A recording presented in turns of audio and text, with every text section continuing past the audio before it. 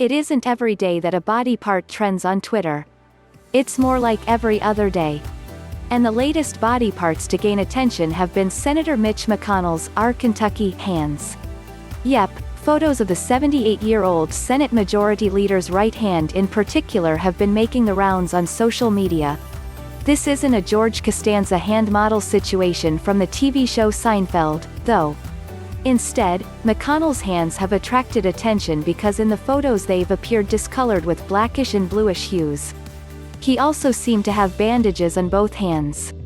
Just take a look at the photos accompanying these tweets from @Anastasia Keeley, and @Vic Stoddard offered some more pictures. Others were wondering whether McConnell's face also had similar discoloration. His hands did prompt reporters to inquire about McConnell's health. However, as Ted Barrett and Claire Foran reported for CNN, McConnell said on Thursday that there were no concerns about his health.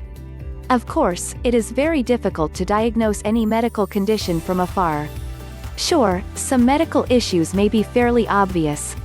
For example, if a hedgehog riding a motorcycle were to run into a person, then you may assume that any injuries immediately suffered by the person were the result of the HMVA or hedgehog motor vehicle accident. Although, in such a case, you couldn't completely rule out the possibility that injuries actually resulted when the person subsequently fell on a tarantula holding a knife. In most other cases, trying to diagnose a medical condition from afar is like trying to determine marriage material from a Tinder profile alone.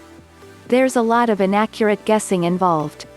You really need to conduct a physical exam, review the person's medical history, ask the person questions directly, and perhaps even perform some testing.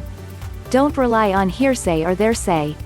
Oh, and you need medical experience and expertise to then make a diagnosis. Without knowing more, you can't say for sure what's going on with McConnell.